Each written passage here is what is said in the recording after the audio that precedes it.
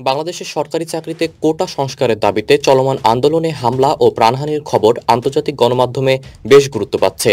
আল Jazeera, BBC, Reuters, AFP সহ শীর্ষ সারির প্রায় সব গণমাধ্যমে খবরটি প্রথম পাতায় ভাসছে। এসব হামলার জন্য সরকার দলীয় ছাত্র সংগঠনকে অভিযুক্ত করে প্রতিবেদনগুলোতে তথ্যপত্র উপস্থাপন করা হয়েছে। সোমবার থেকে কোটা বিরোধীদের ওপর হামলা শুরু হয়, মঙ্গলবার তা চূড়ান্ত পর্যায়ে পৌঁছায়। এদিন ঢাকাসহ দেশের প্রায় প্রতিটি জেলায় আন্দোলন ছড়িয়ে পড়ে এবং রাস্তায় নেমে আসা শিক্ষার্থীদের ওপর হামলা হয়। এসব ঘটনায় 6 জন নিহত হয়েছেন। যদিও রয়টার্স ও আল জাজিরার মঙ্গলবার রাতের খবরে 5 জনের কথা বলা হয়েছে। আল জাজিরায় প্রকাশিত প্রতিবেদনে বলা হয়, কোটা সংস্কারের দাবিতে আন্দোলনরত শিক্ষার্থীদের ওপর ছাত্রলীগের হামলা চলছে। ঢাকা বিশ্ববিদ্যালয় ও জাহাঙ্গীরনগর বিশ্ববিদ্যালয়ে পরিস্থিতি ভয়ঙ্কর হয়ে উঠেছে। আল জাজিরা জাহাঙ্গীরনগর বিশ্ববিদ্যালয়ের ঘটনা সরেজমিনে তুলে ধরে জানায়, কোটা ব্যবস্থায় সরকার সমর্থকদের সন্তানরাই বেশি সুবিধা পাচ্ছেন। বিষয়টি অন্যায্য হওয়ায় সাধারণ শিক্ষার্থীরা তা মানতে পারছেন না। এজন্য সরকার সমর্থকরা তাদের ওপর ক্ষিপ্ত হয়ে হামলা করছে। এসব হামলায় কয়েকশো আহতের খবর দেওয়া হয়।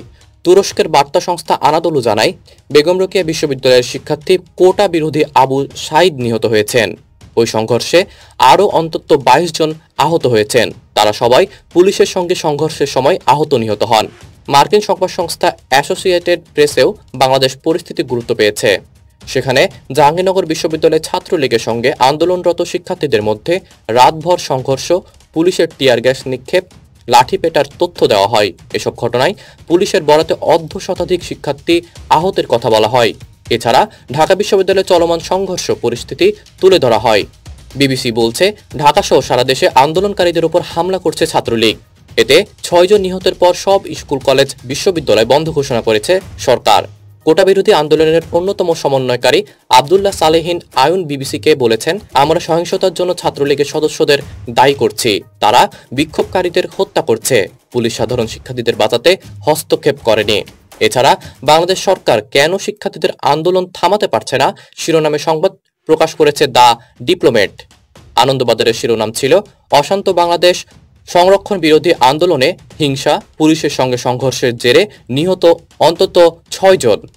টাইমস অফ ইন্ডিয়া বলছে, প্রধানমন্ত্রী শেখ হাসিনা সরকারের টানা চতুর্থ মেয়াদে কোটা সংস্কার আন্দোলনকে সরকারের বিরুদ্ধে সবচেয়ে বড় আন্দোলন হিসেবে দেখা হচ্ছে। ব্রিটিশ গণমাধ্যম দ্য গার্ডিয়ান বলছে, চাকরির বাজারে বৈষম্যের শিকার হওয়া হাজারো শিক্ষার্থী রাস্তায় নেমে এসেছেন।